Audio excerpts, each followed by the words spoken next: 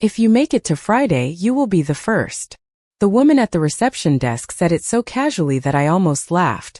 Almost. Instead, I tightened my grip on my purse and stared up at the 70-story glass tower rising above downtown Manhattan. Monday morning sunlight reflected off the building like a warning. My name is Emily Parker, and 20 minutes earlier I had accepted a job that apparently came with survival statistics. The elevator ride to the 68th floor felt longer than it should have. Every person inside seemed unusually quiet. A man in a navy suit glanced at my visitor badge, then gave me a look that was equal parts sympathy and curiosity. By the time the doors opened, I was already questioning every decision that had led me here.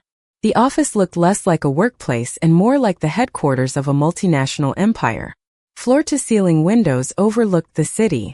Assistants moved quickly through wide hallways lined with dark wood and polished steel. Nobody lingered. Nobody chatted. Nobody seemed relaxed. "You are the new secretary?" a woman asked as she approached. She looked exhausted. "I am Emily. Good luck." She handed me a folder. "You will need it." Before I could ask what that meant, she continued walking toward the elevators carrying a cardboard box filled with personal belongings. I watched her leave. "Wait," I called. "Are you quitting?" She pressed the elevator button. "I already quit." The doors closed before I could ask anything else. A chill ran through me. My first hour passed in a blur of paperwork, schedules, and whispered warnings. Apparently, no secretary assigned to Luca Romano had lasted more than a week. Some lasted 3 days. One lasted 4 hours. Nobody explained exactly why. Every explanation ended the same way. "You will understand soon." By 10:30, I had met half the executive team and forgotten most of their names. By 11, I accidentally dropped an entire stack of documents while trying to organize a conference room. Papers scattered across the floor like oversized snowflakes. Several employees stopped walking just to watch. "That is not a good start," someone muttered. My face burned. I crouched down and gathered the pages as quickly as possible. A few people exchanged looks that practically screamed she is done for. Unfortunately, things got worse. At noon, I walked directly into a glass door that I thought was open. At 1 o'clock, I spilled water across my own notebook. At 2, I sent an email with a typo in the subject line and spent 15 minutes trying not to panic. Every mistake seemed to attract an audience. Every mistake seemed to confirm what everyone already believed. I would not survive the week. The strange thing was that nobody seemed cruel about it. They genuinely expected disaster. Like meteorologists predicting rain. Around 3:30, the atmosphere of the entire office changed. Conversations stopped. Phones lowered. Employees sat straighter. One executive nearly dropped his tablet rushing back into a conference room. I looked around confused. Then I noticed everyone staring toward the private elevator at the end of the hall. The doors opened. A tall man stepped out wearing a perfectly tailored charcoal suit. Dark hair. Calm expression. Absolute silence followed him like a shadow. Nobody needed to tell me who he was. Somehow I knew. Luca Romano had arrived. And for reasons I could not explain, his eyes found me almost immediately. The moment Luca Romano looked at me, every warning I had heard that morning suddenly felt real. Not because he looked angry. Not because he looked intimidating. Because everyone around him reacted as though gravity itself had entered the room. Employees lowered their voices. Meetings paused. Even people who had been rushing through hallways seemed to move more carefully. I stood frozen beside my desk holding a folder that suddenly felt much heavier than paper should. Luca continued walking through the office with calm, measured steps. No dramatic entrance. No speech. No attempt to command attention. He did not need to. Attention followed him automatically. His executive team moved behind him while he reviewed information on a tablet. Several department heads quickly gathered near the conference room doors. I watched the entire scene unfold while trying very hard not to become part of it. Then, I remembered something important. I was supposed to deliver a schedule update to his office. My stomach immediately tightened. Of course I was. Why would fate miss an opportunity like this? I picked up the folder and started walking. Halfway there, my heel caught the edge of a floor mat. I stumbled forward. The folder slipped from my hands. Papers exploded across the hallway. Silence followed. Absolute silence. I wanted the floor to open beneath me. Instead, I dropped to my knees and began gathering pages as quickly as possible. Around me nobody moved. Nobody spoke. The entire office seemed to be waiting for something. Probably my termination. I am so sorry, I muttered, mostly to the carpet. A polished black shoe appeared beside one of the scattered documents. My heart sank. Slowly I looked up. Luca Romano bent down and picked up a page. For a moment, nobody in the office appeared capable of breathing. He glanced at the document. Then he handed it back to me. This belongs in section 3, he said calmly. I blinked. What? He pointed at the page. The meeting schedule is out of order. I stared at him. Of all the reactions I had imagined, that was not one of them. Thank you. He gave a brief nod and continued walking toward his office. Conversations did not resume until he disappeared behind the closed doors. Immediately, people began staring at me. One assistant rushed over. You are still employed. I noticed. That has never happened before. Which part? She looked genuinely confused by the question. Any of it. The rest of the afternoon somehow became even worse. At 4 o'clock, I accidentally called one executive by the wrong name. At 4:30, I knocked a pen cup off my desk while reaching for a phone. At 5, I entered data into the wrong calendar and spent 20 minutes fixing it. Every mistake attracted witnesses. Every witness looked increasingly fascinated. It felt less like working in an office and more like participating in an experiment. Around 6 o'clock, most employees began preparing to leave. I was organizing tomorrow's appointments when my desk phone rang. Executive office, I answered nervously. A deep voice responded. Immediately. Emily. I nearly dropped the receiver. Yes. Come to my office. My pulse doubled. Right now. A brief pause followed. That is usually what people mean when they call someone. The line went dead. I stared at the phone. Then I looked toward the massive office at the end of the hallway. Every person nearby was already watching me. And somehow I had the feeling my worst first day was only getting started. I considered pretending I had not heard him. Unfortunately, that strategy tends to fail when the person calling you controls an entire floor of a Manhattan skyscraper. I stood slowly, straightened the stack of papers on my desk for no reason whatsoever, and walked toward the executive office. The farther I went, the quieter the hallway seemed. Most employees had already left for the evening, leaving behind the soft hum of computers and the golden glow of city lights beyond the windows. Luca Romano's office occupied the corner of the building. The doors alone looked more expensive than my first car. I stopped outside, took a deep breath and knocked. Come in. His voice carried through the door effortlessly. I stepped inside. The office was enormous. Floor-to-ceiling windows revealed Manhattan stretching for miles beneath the evening sky. Dark wood shelves lined one wall. A conference table occupied another. Everything looked organized, precise, controlled, just like the man standing near the windows. Luca glanced up from a document in his hands. Closed the door. My stomach immediately tightened again. People rarely closed doors for conversations that improved their day. I obeyed and remained standing. For several seconds he continued reading. The silence felt intentional. Not rude. Observational. As though he wanted to see how I handled discomfort. Eventually he set the document aside and looked directly at me. How many things did you drop today? I blinked. Of all the questions I expected, that was not one of them. I am sorry? The documents. The notebook. The pen holder. His expression remained completely serious. Was there anything else? Heat rushed to my face. A stapler. To my surprise, the corner of his mouth moved slightly. Not quite a smile.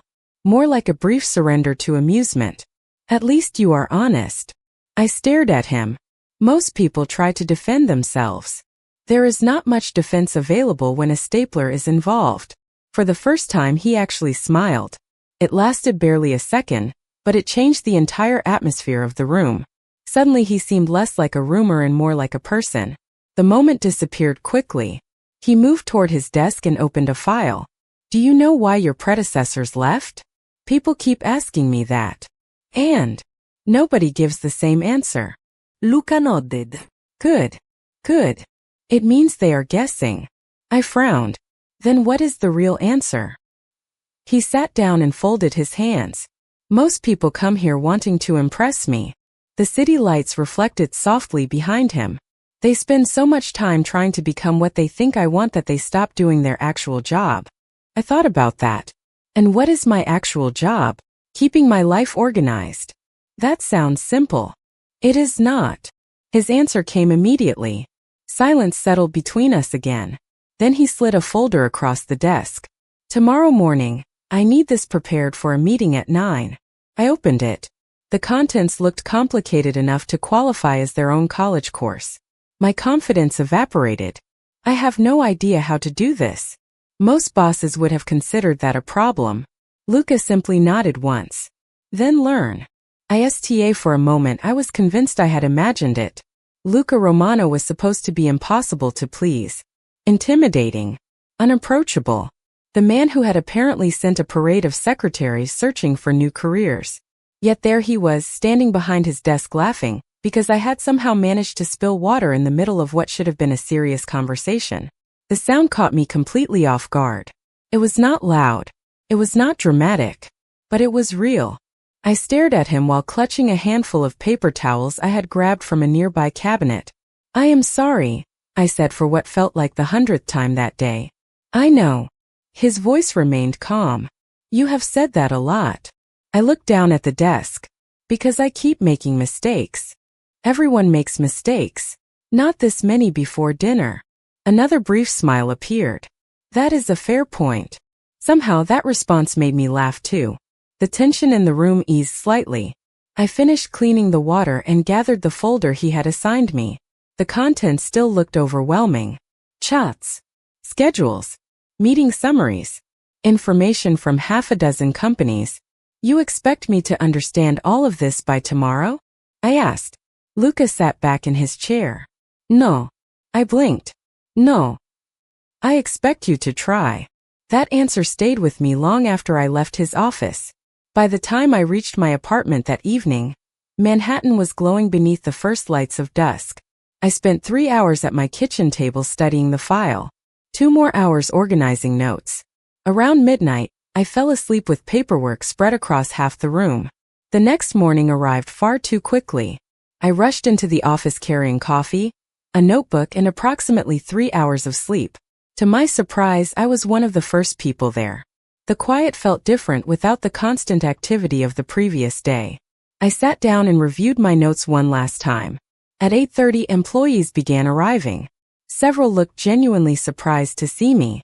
One assistant stopped beside my desk. You came back. That was the plan. She laughed. Most people do not. By 8:55, the conference room was full. Executives reviewed reports while assistants moved in and out carrying documents. I sat near the end of the table, trying to remain invisible. The meeting began exactly on time. Luca entered without announcement, and the room immediately focused. For nearly an hour, discussions moved from finances to contracts to expansion plans. I followed along as best I could. Then something unexpected happened. One executive presented a proposal that clearly impressed everyone else in the room. Heads nodded. Compliments followed. Luca remained silent. Eventually his attention shifted toward me. Emily. My heart skipped. Yes. 20 pairs of eyes turned in my direction. What do you think? Panic exploded inside my chest. Surely he was joking. Unfortunately, his expression suggested otherwise. I looked down at the proposal, then back at the room. Every instinct told me to stay quiet, to agree with everyone else, to avoid embarrassment. Instead, I heard myself speaking. I think it looks good on paper. Silence. The executive frowned. But, I swallowed. But nobody mentions how it affects the employees actually doing the work. The room became very still. I immediately wondered whether I had just ended my career. Then I looked toward Luca. He was watching me carefully, and for the first time since I met him, I had the strange feeling he was not testing my competence. He was testing whether I was willing to tell the truth. The silence after my comment felt endless. Executives glanced at one another. A few looked annoyed. One looked personally offended. I immediately regretted opening my mouth. It was only my second day. Sensible people did not challenge business proposals in rooms filled with powerful executives during their second day. Sensible people stayed quiet. Unfortunately, I had apparently missed that lesson somewhere along the way. The executive presenting the proposal adjusted his glasses and looked directly at me. "And what exactly do you mean by that?" Every eye in the room remained fixed on me. I swallowed. "The plan increases productivity targets by almost 30%. I pointed toward one section of the report. "But nobody mentions additional staffing or training." The room stayed quiet. Encouraged by the fact that nobody had thrown me out a window, I continued. "If employees are already working at capacity, asking for 30% more without additional support seems unrealistic." Several executives exchanged looks. One woman slowly nodded. Another frowned at the report. The presenter cleared his throat. "Those concerns can be addressed later." Before I could respond, Luca spoke. "Or they can be addressed now." The room immediately focused on him. The presenter sat down. The discussion changed direction. For the next 20 minutes, people debated details that had apparently been overlooked. I remained silent, wishing my chair could somehow become invisible. When the meeting finally ended, employees filed out carrying folders and tablets. Several gave me curious looks as they passed. One manager even smiled. I was still processing everything when Luca approached. "Walk with me." My heart immediately resumed its favorite hobby of panicking. I followed him through the hallway toward his office. The city stretched beyond the windows in bright afternoon sunlight. People stepped aside as he passed. Some nodded respectfully. Others simply moved out of the way. Yet despite all the attention surrounding him, Luca seemed completely unaffected by it. Once inside his office, he closed the door and turned toward me. "Why did you say that?" I blinked. "Because it was true." "That is not what I asked." I frowned. "Then what are you asking?" Luca leaned against his desk. Everyone else in that room supported the proposal. I noticed. "You knew disagreeing could create problems." "Probably. Yet you did it anyway." I considered the question. The answer seemed obvious. Because somebody should think about the employees actually doing the work. For a moment, Luca simply looked at me. Then he nodded slowly. Not agreement exactly. Recognition. Like he had found confirmation of something he suspected. The conversation ended shortly afterward. I returned to my desk expecting the rest of the afternoon to be normal. I was wrong. Around 4 o'clock, I noticed one of the maintenance employees struggling with several heavy storage boxes near a supply room. Most people walked past without stopping. They were busy, focused, important. I set down my work and helped him move the boxes. The task took less than 10 minutes. By the end, the older man was smiling. "Thank you," he said. "Nobody ever helps with this stuff." It was not a big deal. Around here it is. I returned to my desk and forgot about the interaction entirely. What I did not realize was that someone had been watching from the office windows above. Later that evening, as employees prepared to leave, I received a message asking me to deliver a file to Luca's office. I picked up the folder and headed down the hallway. When I entered, he was standing near the windows overlooking Manhattan. The sunset painted the city in shades of gold and orange. Without turning around, he spoke. "Why did you help him?" I frowned. "Help who?" Luca finally looked over his shoulder. "The maintenance worker." And that was the moment I realized he had been paying attention to far more than my mistakes. The question stayed with me longer than I expected. Why did I help him? I stood in front of Luca Romano's desk holding the file I had been asked to deliver, suddenly aware that the room felt different than it had before. Not colder. Not warmer. Just more focused, as if the air itself was paying attention. Luca was still near the window, the city behind him glowing in soft evening light. He had not moved since asking the question. I shifted slightly. "I did not think it was a complicated decision. Most people do not help without thinking," he replied. I frowned. I did not say I did not think. I said it was not complicated. That earned another one of those brief pauses from him, the kind where he seemed to be evaluating something invisible. Finally, he turned away from the window and walked toward his desk. "In this building," he said, "everything is complicated." I looked around the office, even helping someone move boxes, especially that. I did not know how to respond to that, so I simply stood there holding the folder. After a moment, he gestured toward the chair across from him. Seat. I hesitated. Is that allowed? A faint expression passed over his face that almost resembled amusement again. You are not being arrested. I sat carefully, still unsure of the rules of conversation in his office. Luca opened the file I had brought and scanned it briefly before setting it aside.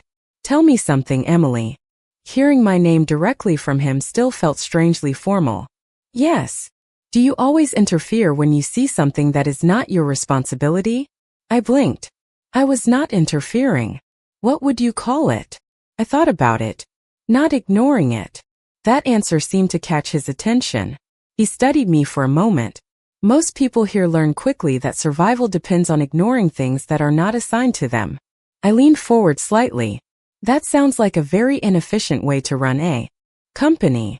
For the first time, Luca did not respond immediately. Instead, he looked at me as if I had just spoken a language he had not heard in a long time. Then he leaned back in his chair. It is not a company rule, he said. It is a culture. And you agree with it? The question came out before I could stop it. A few seconds passed. Outside the window, the city lights began to appear one by one as the sun lowered further. I do not agree with everything that exists in this building, he said quietly. That answer surprised me more than anything else so far. I expected control. I expected dismissal. Instead, there was honesty. Before I could respond, a notification sounded on his desk phone. Luca glanced at it once, then stood up. Come with me. I hesitated again. Where? The lower floor. That was not an explanation, but it was clearly not a request either. I followed him out of the office, down a private elevator that required a key card I did not possess. We descended several floors below the main office level. When the doors opened, the environment changed completely. It was quieter, less polished, more functional. Storage rooms, technical stations, and maintenance corridors stretched in different directions. I realized I had never been here before. We stopped near a corridor where several workers were finishing their shifts. One of them noticed Luca immediately and straightened his posture. Mr. Romano. Luca nodded slightly. Then he looked toward me. Do you recognize anyone here? I scanned the area. Took me a moment. Then I saw him. The same maintenance worker I had helped the previous day. He looked surprised to see me standing there beside Luca. She helped you, Luca said to him. The worker nodded quickly. Yes, sir. She did. Luca turned back to me. Do you understand why that matters? I shook my head slowly. Not really. He studied me for a long moment. Because no one in this building usually notices people like him. His voice was calm. Not judgmental. Not emotional. Just factual. I looked at the worker again. He looked uncomfortable now, unsure why he was part of this conversation. Then I looked back at Luca. Maybe that is the problem, I said quietly. The corridor went silent. Even the background noise seemed to fade. And for the first time since I started working there, I saw something shift in Luca Romano's expression that was not controlled at all. I did not realize how dangerous a simple sentence could be until the moment I said it. Maybe that is the problem. The words stayed in the air longer than I expected, heavy and unfiltered. For a brief second, nobody in the corridor moved. Even the maintenance workers nearby seemed to pause what they were doing. Luca Romano stood completely still, his attention fixed on me in a way I could not interpret. It was not anger. It was not approval. It was something closer to curiosity that had finally found a real target. Repeat that, he said calmly. I blinked. I said maybe that is the problem. The silence that followed felt different from every other silence I had experienced in this building. It was not uncomfortable. It was attentive, like the entire floor was listening without meaning to. One of the supervisors near the maintenance area cleared his throat nervously. The worker I had helped the day before shifted his weight, clearly unsure if he should leave. I suddenly became aware that I might have just crossed a line I did not understand. Luca slowly turned away from me and looked at the corridor around us. Everyone returned to work, he said. His voice was quiet, but it carried enough authority that nobody questioned it. Within seconds, the area began moving again. Tools were picked up. Conversations resumed. Footsteps faded down adjacent halls. Only Luca, the maintenance worker, and I remained in the center of the corridor. Luca gestured slightly toward the worker. "You may go." The worker hesitated for half a second, then nodded and left quickly. Now it was only the two of us. I suddenly felt very aware of how quiet the building could be when it wanted to be. Luca walked a few steps closer, stopping at a distance that still felt controlled, never invasive. "Do you understand what you just said upstairs?" he asked. I shook my head. "Not fully. You are the first person in this building to suggest that structure is the problem, not the people within it." I frowned slightly. I did not mean to suggest anything dramatic. That is exactly why it matters. His response was immediate. I looked at him carefully. "Why?" He did not answer right away. Instead, he glanced down the corridor as if organizing his thoughts. Because most people here learn to adapt. They stop asking questions. They stop noticing details that do not directly affect them. I crossed my arms slightly. That sounds exhausting. For the first time, something close to agreement appeared in his expression. "It is efficient," he said. "Not necessarily healthy." I let that sink in. The words felt strangely personal coming from him. Before I could respond, his phone vibrated. He checked it briefly, then put it away. "There is a meeting starting upstairs," he said. I nodded automatically. Then I should probably go back to my desk. "No." That single word stopped me. I looked at him. "No." Luca adjusted his cufflinks slightly. "You will attend the meeting." I blinked in disbelief. "I am a secretary." "You are my secretary." The distinction felt heavier than it should have. "I am not qualified for that level of meeting. Neither are half the people in it." I opened my mouth to argue, then closed it again. There was no point.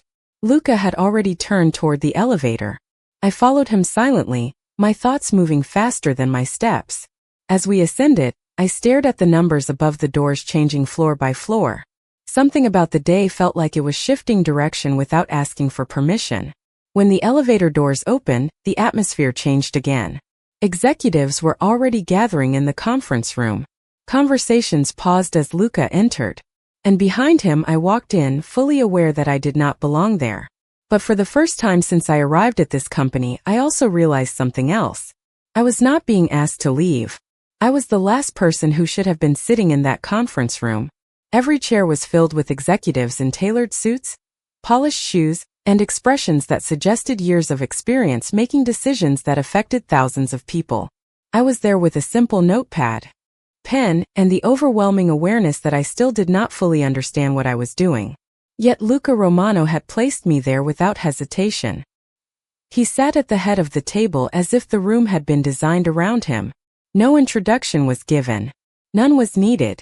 Conversations resumed the moment he opened a folder, as though everyone had been waiting for permission to breathe. I kept my eyes on my notes, trying to disappear into the paper. The meeting began with financial reports, then shifted into strategy discussions I barely followed. Words like projections, expansion, and restructuring filled the air. I tried to keep up, but everything moved quickly. Too quickly. Then, unexpectedly, Luca spoke. "Emily." My head snapped up. Every executive turned toward me at once. My heart immediately forgot how to function properly. "Yes." My voice sounded smaller than I intended. Luca gestured toward a slide on the screen. "Explain this section." I looked at the chart, then at the room, then back at the chart. I recognized the numbers but not the implication. "I am not sure I fully understand it," I admitted. A few people exchanged subtle looks. One of them smiled slightly, like they already knew how this would end. Luca did not look away from me. "Try." That single word shifted something inside the room. I took a breath and focused. "It looks like projected revenue is increasing over the next quarter." I began slowly. "But expenses in operations are also rising at almost the same rate." I paused, gathering my thoughts. So while growth appears strong, profitability might not actually improve as much as expected. Silence followed. Not uncomfortable silence. Evaluative silence. One of the executives leaned back slightly, reconsidering the slide. Another adjusted their glasses. I kept going before I lost courage. If costs continue to rise without efficiency adjustments, the growth could be misleading. I immediately regretted saying it. Too direct. Too inexperienced. I prepared for correction. Instead, Luca leaned forward slightly. That is correct. The room shifted again. I noticed subtle reactions. A few people nodded. Others looked surprised.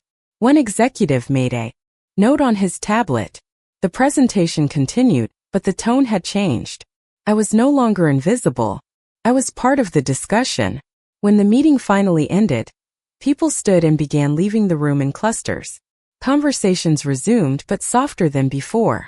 I gathered my notes quickly, hoping to leave unnoticed. Stay. Luca's voice stopped me before I reached the door. I turned back. The room was almost empty now. He waited until the last executive left before speaking again. You performed well. I blinked.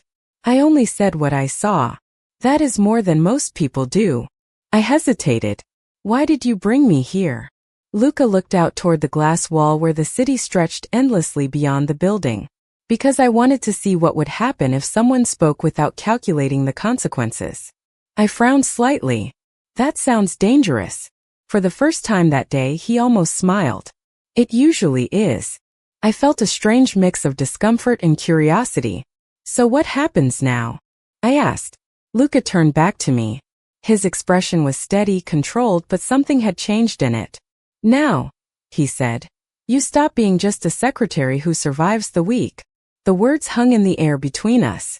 And for the first time since entering this building, I understood that survival was no longer the question. I did not realize how much a single sentence could change the weight of an entire building until the moment Luca Romano said it. The room was still quiet after the meeting had ended. Most executives had already left, their footsteps fading into the hallway outside. I remained standing near the end of the conference table, unsure whether I was supposed to leave or stay. Luca was still at the head of the room, reviewing a few final documents as if nothing unusual had just happened. Finally, he closed the folder and looked up.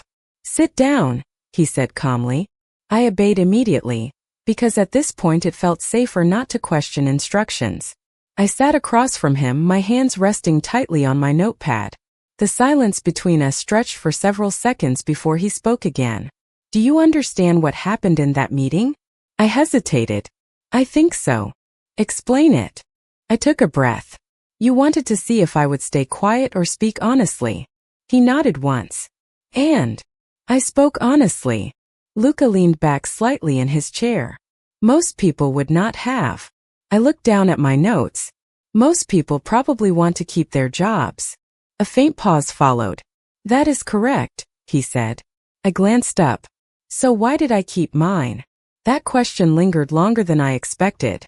Luca stood and walked toward the window again, looking out over Manhattan as the city lights began to appear. Because I do not hire people to agree with me, he said quietly. I hire people to see what I do not see. I processed that slowly. That is not how most companies work. Most companies are not mine. His tone was calm, not arrogant, just certain. I leaned forward slightly.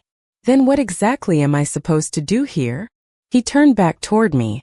For the first time that day, his expression was not entirely guarded. You are supposed to tell the truth even when it is inconvenient. I frowned.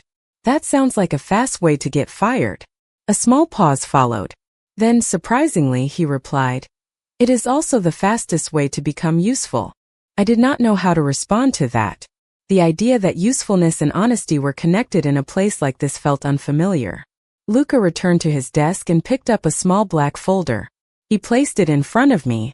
This is for tomorrow, he said. I opened it carefully.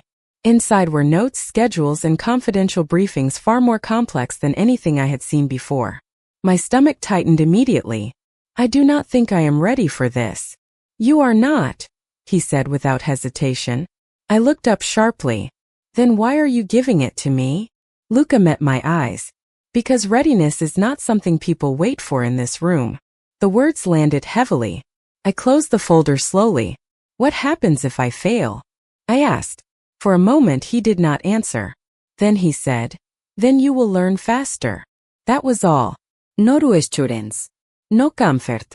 Just certainty. I stood up, still holding the folder. "There is one thing I do not understand," I said. "Why me?" Luca paused for a long moment before responding. "Because everyone else in this building learned how to survive," he said quietly. "But you have not learned how to stop being honest yet." I left his office that night with the folder pressed tightly against my chest, walking through the empty hallway while realizing something I could not ignore. I was no longer trying to survive the week. I was starting to become part of something I did not yet understand.